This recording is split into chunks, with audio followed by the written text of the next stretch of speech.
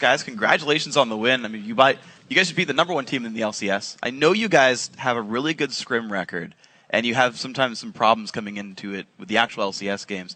What was the thought coming in here? I think we definitely just needed another win. We know we can beat any team in the LCS, but we always make 1 or 2 mistakes in crucial moments in the game, and it ends up getting like the whole game snowballed. So we really decided to focus on not making mistakes, making clear calls, and all being more communicative. Because yesterday we had that situation at Dragon where we were talking about, oh, what can we possibly do here? And we're like, sack it. But we didn't really like all get on board with it. So it was like, oh, the Dragon is now Half-Life. Oh, maybe we can go in. And we knew it was going to be 4v5. And then once it happened, we just felt so stupid. It's like we know it's going to happen, and then it happens at LCS almost every single time. So it was more just keep a clear mind and just try to follow through when you're ahead. It's really interesting how you bring that up, because there was such a similar situation in this game. When the Dragon got stolen away, and then you guys pushed up mid lane. If we can actually pull this clip up on the on the screen, can you kind of talk us through which mistakes were made in this fight? Klaus, you can handle this. I don't really know. So we're trying to get the turret. Morgana goes in. We've called to focus her, and she gets a Lulu ultimate, which makes her really tanky. And then after this, Jinx gets a reset. They start chasing us down. I think we overcommitted on the Morgana kill instead of finishing the turret and trying to get out. We didn't consider Lulu giving Morgana so much effective health, and she couldn't make it out. Because it honestly looked like after that, when they took 2 turrets, like it had happened again. How did you guys mentally recover from it this time in this match? I would say we were just like focused. We knew what we had to do. We knew that we had to. We shouldn't let that worry us. We know we have a really strong team comp, and we can win fights if we get the right Yasuo Qs on like the backline. So we're just focused on what to do next, and we didn't let that get to us. And it seems like you guys definitely kind of had your plan going in. What sort of was the overall plan of this game with your team? When you look at this game, it's kind of like we're on even terms the entire game. We don't have a distinct advantage either early or mid, and neither do they. It just kind of is go with the flow of the game, contest dragons if we can, and then look to get to that late game where Yasuo Kayle is extremely strong. And it seems like you guys really got there. I actually want to talk to you about Kayle, because we're seeing Kayle top a bit more. She's not one of these standard tanky top laner guys. We're seeing the mages more often. Yeah. Could you take some time to sort of contrast what the more magey tops bring compared to the tanky ones? Yeah, so well, this matchup was a mid lane matchup. It was a little Kayle top, so it's really funny how top lane has turned into like mid lane duel. But yeah, pretty much since those champions have a lot of pressure on the melee champions, like you see like Shyvana or Renekton, they can bully them. So that's a plus in 1v1 scenario. In a 2v1 scenario, it means that even if they're behind, they have a lot of crowd control and a lot of utility to bring to the team. So if you're behind on Kayle, you can ulti a carry that's really fed. So you're providing utility to the team, even if you're behind. And then you have time to recover and then be a late game force to be reckoned with.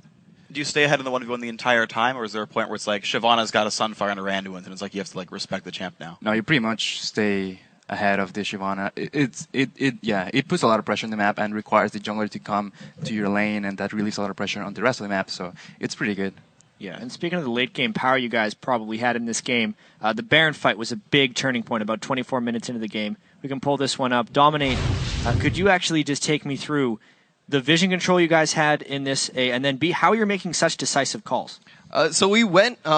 we actually made a really good decision to push up the mid wave so that they weren't able to counter push mid, and we backdoored the top turret. And as soon as we went to Baron, we knew they didn't have vision, and since we all cleared the ward, we figured that they might think that we were baiting. So we just decided to burst the Baron. We made the call to burst it.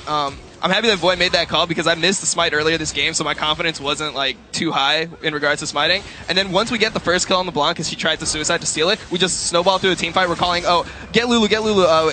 If like I have a knock up in 2 seconds, Void gets an ult, and off that we're able to push a little bit and kind of control the whole game.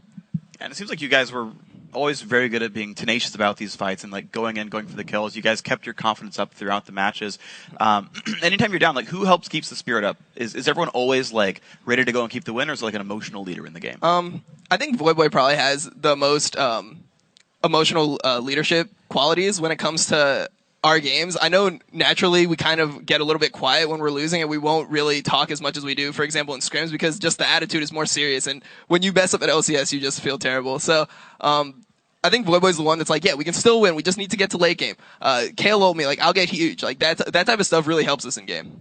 Do you think it's useful to be a team like TSM or Dignitas where half the members are like super trolly making jokes all the time? Does that like, do you think they have like better games because of that? I don't know. I mean, we're fairly troll. I know you've seen some of our clips in the all chat, and Yeah, cops something else. So yeah, we kind of have our moments where we go troll, but in game we try to keep it like extremely serious. Yeah, it's just been working out for us in scrims, and we just are trying to translate into LCS. Yeah, speaking of Cop as well, he had a pretty big moment at the very end of this game.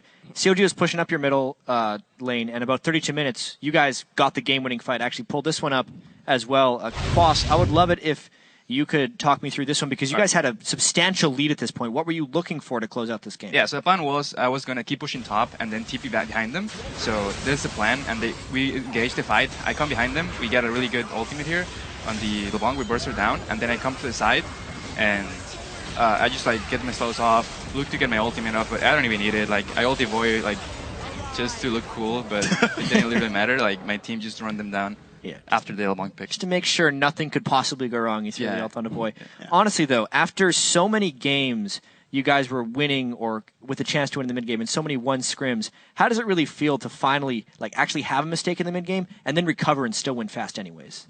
It's a huge confidence boost for us, because that's normally the moment where if you kind of track our games, we just shut down. And at this time, we were more focused on what we can do to get back into it, and it kind of helps having like a team like CLG that puts so much pressure. They're always on top of the next objective, and it gets you in that same mindset. It's like, okay, they're going to be doing something every second. What can we do in response? And we chose to backdoor the top inner turret and then go to Baron because they had like dragon control and mid control. So yeah, I definitely think that was like a big moment for us just as a team to just get over this mental block that we have of losing like one fight at LCS and then just having the sky fall. So you think we're at new curse now, where you guys are destined to jettison to the top? I hope. I mean, I was hoping that LMQ game was a new curse, but I think this game probably means more for us because this was more of a competitive game where we didn't have like a distinct advantage in the mid game, and it was less of a snowball. So this was more decision making, and now we just know that we can do it. So we're just really looking forward to playing more LCS and just trying to get our record back up. Yeah, and speaking of that, you guys are in that kind of three-way race to see who can move out of the bottom three.